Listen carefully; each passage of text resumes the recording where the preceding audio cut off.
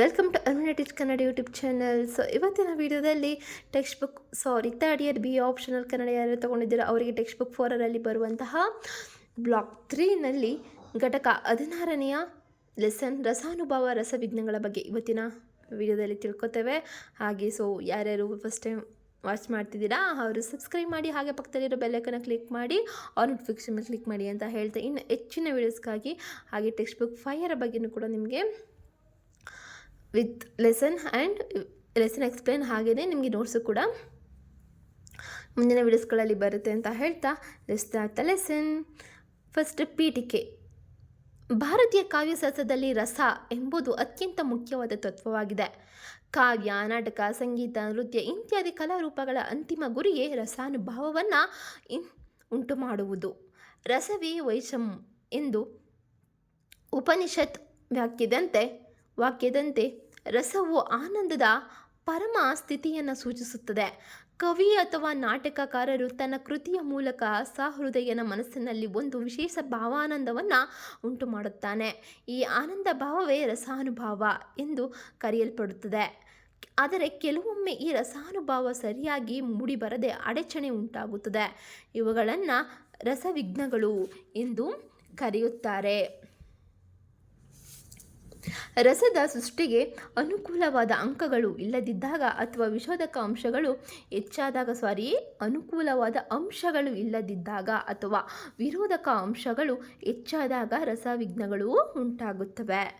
ಇವಾಗ ರಸಾನುಭವದ ಅರ್ಥವನ್ನು ನೋಡೋಣ. ಕಾವ್ಯ ಅಥವಾ ನಾಟಕವನ್ನು ಆಸ್ವಾದಿಸುವಾಗ ಸಹೃದಯನ ಮನಸ್ಸಿನಲ್ಲಿ ಉಂಟಾಗುವ ವಿಶಿಷ್ಟ ಆನಂದ ಭಾವವೇ ರಸಾನುಭವ. ಇದು ಸಾಮಾನ್ಯ ಲೋಕಾನುಭವಕ್ಕಿಂತ ಭಿನ್ನವಾಗಿದೆ. ಇಲ್ಲಿ ವ್ಯಕ್ತಿಯು ತನ್ನ ವೈಯಕ್ತಿಕ ದುಃಖ ಸಂತೋಷಗಳನ್ನು ಮರೆತು ಕಲಾತ್ಮಕ ಲೋಕದಲ್ಲಿ ಲೀನನಾಗುತ್ತಾನೆ. ಉದಾಹರಣೆಗೆ, ರಾಮಾಯಣದಲ್ಲಿ ಸೀತೆಯ ವಿರಹವನ್ನು ಓದಿದಾಗ ಓದುಗನ ಮನಸ್ಸಿನಲ್ಲಿ ಕರುಣಾರಸ ಮೂಡುತ್ತದೆ. ಅದೇ ರೀತಿ ವೀರನಾಯಕನ ಯುದ್ಧ ವರ್ಣನೆಯನ್ನು ಓದಿದಾಗ ವೀರರಸ ಮೂಡುತ್ತದೆ. ಈ ಭಾವಾನುಭವವೇ ರಸಾನುಭವ. ಸೊ ನಾನು ಇಂದಿನ ವಿಡಿಯೋಸ್ಗಳಲ್ಲಿ ಹೇಳ್ದಾಗೇ ನಿಮಗೆ ಸ್ಕ್ರೀನ್ಶಾಟ್ ತೊಗೊಂಡು ನೀವು ನೋಟ್ಸ್ ಮಾಡಿಕೊಂಡು ನೀವು ಎಕ್ಸಾಮ್ಗೆ ನೀವು ಇಷ್ಟನ್ನು ನೀವು ಈ ಒಂದು ಲೆಸನಿಂದ ಯಾವುದೇ ಒಂದು ಕ್ವಶನ್ ಕೇಳಿ ಅಥವಾ ಟಿಪ್ಪಣಿಯನ್ನು ಕೇಳಿದಾಗ ನೀವು ಆ ಟಿಪ್ಪಣಿಯನ್ನು ಕೊಟ್ಟಾಗ ಆ ಒಂದು ವಿಷಯದ ಬಗ್ಗೆ ಮಾತ್ರ ನೀವು ಓದ್ಕೊಂಡು ಹಾಗೆ ಅಥವಾ 10 ಮಾರ್ಕ್ಸ್ಗೆ ಕೇಳಿದಾಗ ನೀವು ಆರಾಮಾಗಿ ಮಾರ್ಕ್ಸ್ನ ಗಳಿಸ್ಕೊಬೋದು ನೀವು ನೋಟ್ಸ್ ಮಾಡಿಕೊಂಡ್ರೆ. ಹಾಗೆಯೇ ಈ ಒಂದು 4th ಟೆಕ್ಸ್ಟ್ ಬುಕ್ ಏನಿದೆ ಅದರಿಂದ ಇಂಪಾರ್ಟೆಂಟ್ ಲೆಸನ್ಸ್ ಯಾವುದು ಅಂತಲೂ ಕೂಡ ನಾನು ವಿತ್ ಕ್ವಶನ್ ಪೇಪರ್ ನಾನು ಎಕ್ಸ್ಪ್ಲೇನ್ ಮಾಡಿದ್ದೀನಿ. ಕ್ವಶನ್ ಪೇಪರ್ ಆ್ಯಂಡ್ ಆ ಟೆಕ್ಸ್ಟ್ ಬುಕ್ಕನ್ನು ಕೂಡ ಎರಡನ್ನೂ ಸೇರಿ ನಾನು ಒಂದು ಎಕ್ಸ್ಪ್ಲೇನ್ ಮಾಡಿದ್ದೀನಿ. ಹಾಗೆ ಕ್ವಶನ್ ಪೇಪರ್ ಬಗ್ಗೆಯೂ ಕೂಡ ಎಕ್ಸ್ಪ್ಲೇನ್ ಮಾಡಿದ್ದೀನಿ. ಸೊ ಯಾರೆಲ್ಲ ನೋಡಿಲ್ಲ ನೋಡಿ ಅಂತ ಹೇಳ್ತಾ ಬರೀ 4th ಟೆಕ್ಸ್ಟ್ ಬುಕ್ ಅಲ್ಲ 3, 4, 5 ಇದ್ರ ಬಗ್ಗೆ with text book and question answers ಬಗ್ಗೆ ಎಕ್ಸ್ಪ್ಲೇನ್ ಮಾಡಿದ್ದೀನಿ. ಹಾಗೆ ಬರೀ ಕ್ವಶನ್ ಪೇಪರ್ನ ಎಕ್ಸ್ಪ್ಲೇನ್ ಮಾಡಿದ್ದೀನಿ. ಇಂಪಾರ್ಟೆಂಟ್ ಲೆಸನ್ಸ್ ಬಗ್ಗೆ ಎಲ್ಲ ತಿಳಿಸಿದ್ದೀನಿ. ಸೊ ವಿಡಿಯೋವನ್ನು ನೀವು ನೋಡಬಹುದು. ಸೊ ಇವಾಗ ಲೆಟ್ಸ್ ದ ಕಂಟಿನ್ಯೂ. ರಸಾನುಭವ ಪ್ರಕ್ರಿಯೆ ಅಂದರೆ ಭರತ ಮುನಿಯ ರಸಸೂತ್ರದ ಪ್ರಕಾರ ವಿಭವಾನುಭವ, ವ್ಯಭಿಚಾರಿ, ಸಂಯೋಗ, ರಸನಿ, ಶ್ವತ್ತಿ ಅಂದರೆ ವಿಭವ ಅನುಭವ ಮತ್ತು ವ್ಯಭಿಚಾರಿ ಭಾವಗಳ ಸಂಯೋಗದಿಂದ ರಸವು ಉಂಟಾಗುತ್ತದೆ. ವಿಭಾವ. First one ವಿಭಾವ. ರಸೋದಯಕ್ಕೆ ಕಾರಣವಾಗುವ ಅಂಶಗಳನ್ನು ವಿಭಾವ ಎನ್ನುತ್ತಾರೆ. ಆಲಂಬನ ವಿಭಾವ ಅಂದರೆ ನಾಯಕ ಮೊದಲಾದವರು. ಉದ್ವಿಗ್ನ ವಿಭಾವ ಅಂದರೆ ಪ್ರಕೃತಿ, ಕಾಲ, ವಾತಾವರಣ ಇತ್ಯಾದಿ. ಅನುಭವ ಅಂದರೆ ಮನಸ್ಸಿನ ಭಾವಗಳು ಹೊರಗೆ ವ್ಯಕ್ತವಾಗುವ ಕ್ರಮವನ್ನು ಅನುಭವ ಅಂತ ಎನ್ನುತ್ತಾರೆ.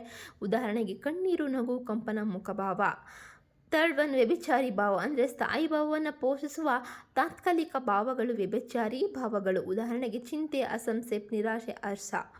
ಈ ಮೂರರ ಸಮನ್ವಯದಿಂದ ಸಹೃದಯನ ಮನಸ್ಸಿನಲ್ಲಿ ಸ್ಥಾಯಿ ಭಾವವು ಪರಿಪಕ್ವವಾಗಿ ರಸವಾಗಿ ವ್ಯಕ್ತವಾಗುತ್ತದೆ. ರಸಾನುಭವದ ಲಕ್ಷಣಗಳನ್ನು ನೋಡೋಣ.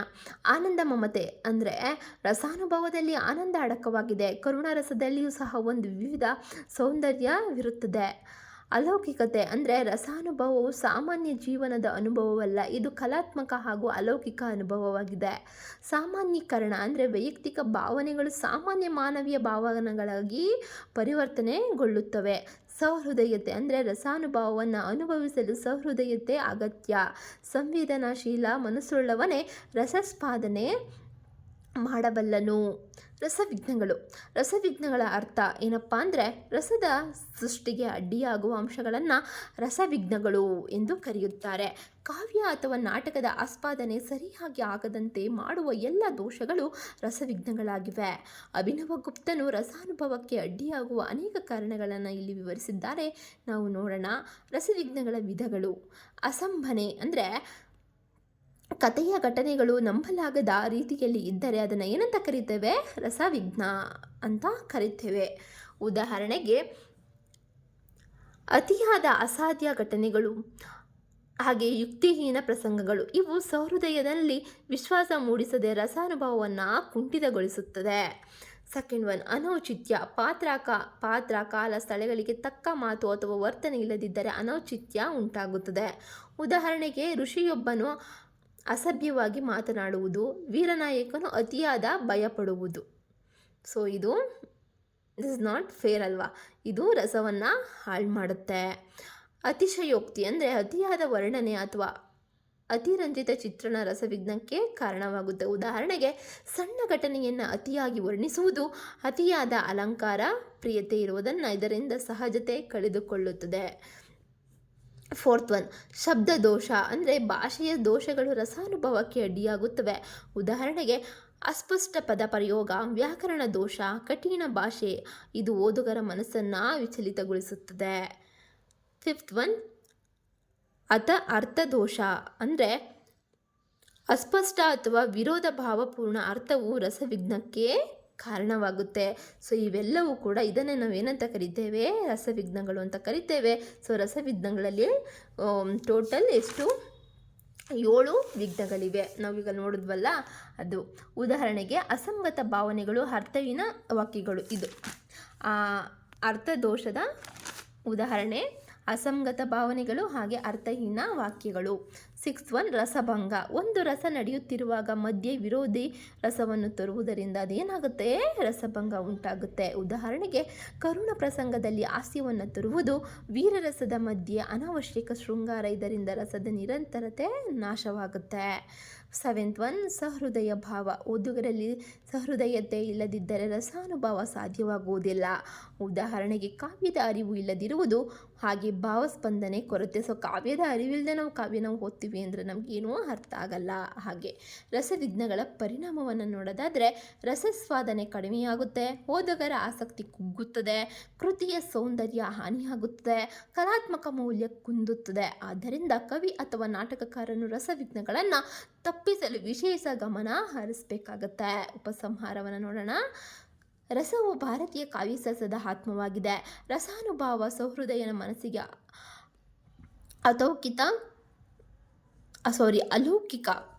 ಅಲೌಕಿಕ ಆನಂದವನ್ನು ನೀಡುತ್ತದೆ. ವಿಭಾವ, ಅನುಭವ ಮತ್ತು ವ್ಯಭಿಚಾರಿ ಭಾವಗಳ ಸಮನ್ವಯದಿಂದ ರಸೋದಯವಾಗುತ್ತದೆ. ಆದರೆ ಅನೌಚಿತ್ಯ, ಅಸಂಭಾವನೆ, ಶಬ್ದದೋಷ, ಅರ್ಥದೋಷ ಮುಂತಾದ ಅಂಶಗಳು ರಸಾನುಭವಕ್ಕೆ ಅಡ್ಡಿಯಾಗುತ್ತವೆ. ಇವುಗಳನ್ನೇ ರಸವಿಘ್ನಗಳು ಎಂದು ಕರೆಯುತ್ತಾರೆ. ಆದ್ದರಿಂದ ಉತ್ತಮ ಕಾವ್ಯ ಅಥವಾ ನಾಟಕವು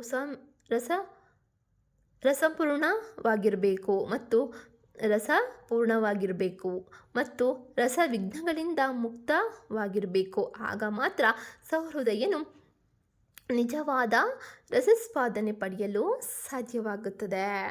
so I hope you guys ನಿಮ್ಗೆ ಎಕ್ಸ್ಪ್ಲೇನ್ ಮಾಡಿದ್ದು ನಿಮ್ಗೆ ಅರ್ಥ ಆಗಿದೆ ಅಂತ.